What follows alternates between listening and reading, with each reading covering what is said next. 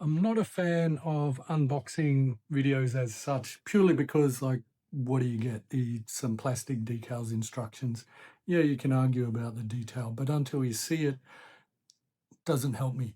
In this case, I had the realization that actually seeing finished products and maybe a bit of the reasoning and logic behind why does really be a bit more useful to people. And I think the other thing is that taking a photograph on the bench or wherever, however you do it, doesn't necessarily show the plane in context. So I thought a really nice one as I come across it was actually the first 1/32 that I did. And it is very broken up, very beaten, and I've had it for years. It's the Trumpeter Bf 109 E3. This was Adolf Garland's plane. Obviously, there's sentimental value in this, but if you're getting started in 1/32, I think this is a great kit to start with. I'm trying to be a little bit careful so I don't get in trouble with what's on the tail. Uh, it's one of those, just a really, really nice kit.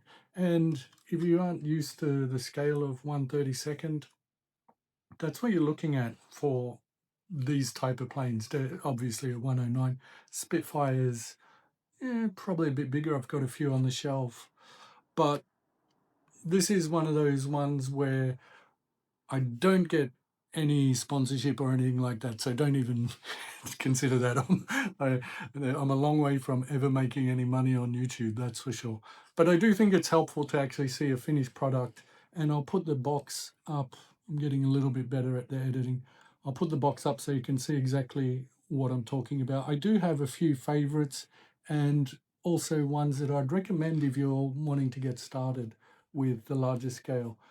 In my case, like a lot of people, I'd done airfix and stuff since I was a kid, dabbled a bit over the years.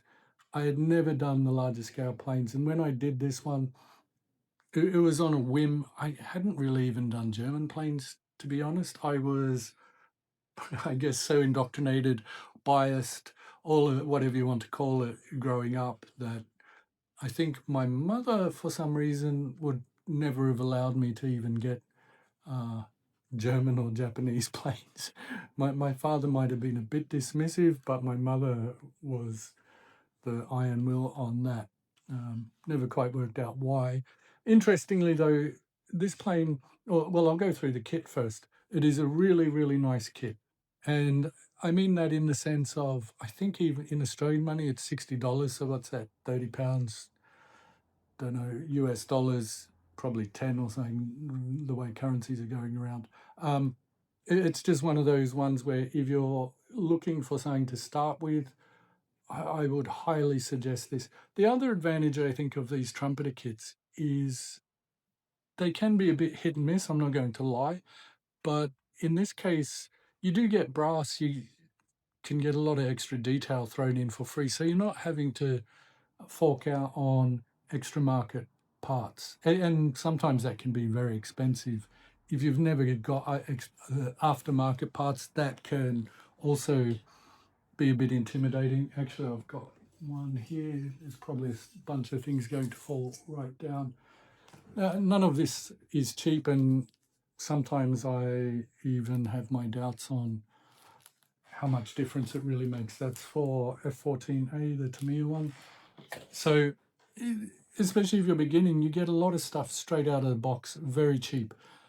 In this case, also, the 109 is a really straightforward build. There's Corsairs and things where you're going to get into a lot of extra detail. If you're beginning, I'd stay away from them, but definitely a straight wing plane like this is really, really a nice place to start. The other one I'll go through maybe in another video is, I think there's the MiG-3, which is another one that I can see up on the shelf over there. So that is definitely one reason I do tend to suggest those kits if you're starting out, because you'll get a lot of experience, not just in the larger scale, but like I say, you can get some brass and other things to play with that'll uh, help you build experience, and you don't feel that pressure of say paying $200 for a kit. As an example, I bought one of the Tamiya Spitfires years ago and it sat in the cupboard for years. I was too scared to build it. So that kind of defeats the purpose. I think everyone has done that. It's just goes with the territory almost. As size wise, 132nd, it's not too dramatic. It's not that much bigger than 148, but I do think you get a lot of benefits, especially if you're like me, glasses, getting a little bit older. That's helpful in itself. But you also do get a bit more of the engineering perspective, which I do like. There's a lot more freedom as well to play around with the cockpit. Even if you're not buying aftermarket parts, you can easily scratch build your way through to really get some extra detail. And another one that is probably useful just to keep in mind if you were wanting a compromise on the aftermarket parts, you can buy even, say, generic etched brass, what would you say there, like small dial rings and things like that, that are just generic that you can go to town with. In this case, this plane is really beaten up. There's a couple moves, there's parts missing, a whole elevator actually. It's one of those ones that's sat on the shelf. It's very sentimental in that sense, but it's one of those ones that keeps getting, it's on the to-do list of something that I'll fix up at some point, but never quite got there. It's never hit the bin though. A few models have over the years, but I think that gives you a good example of what you can do even with a relatively inexpensive kit. And back at the time, my airbrushing wasn't even that good, so you can have a look. There's really quite a lot of detail in the cockpit. There's definitely a bit of brass work that'll give you some practice. So yeah, on this, I would highly recommend it. As I say, I'll put the link up there for you.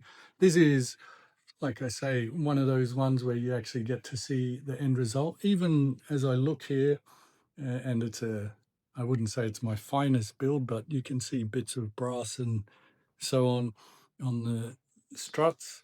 So yeah, do keep that in mind. I think that it's one of those ones where there's a lot of what I'd say much nicer kits out there for sure. I've got a, however you pronounce it, Zoke Maru 109 in the cupboard there, but that's I'm just doing the math in my head, 4 or 5 times the price of this. So yeah, there you go. This is a Trumpeter 109 E3 Erla. Very nice kit. On the actual, say, Germanic side of it itself, that was an interesting one for me. I was very much brought up in, what I say, the old empire traditions, I think is probably a neat way to explain that. My grandparents were Lincolnshire, whole family military and so on. So yeah, the just doing German planes was not really something that happened, like I mentioned at the start. However, one thing that really did get me thinking when I got this, and I'll be honest, I think I probably bought it because it was cheap, low risk, and that's how I sort of started on this adventure.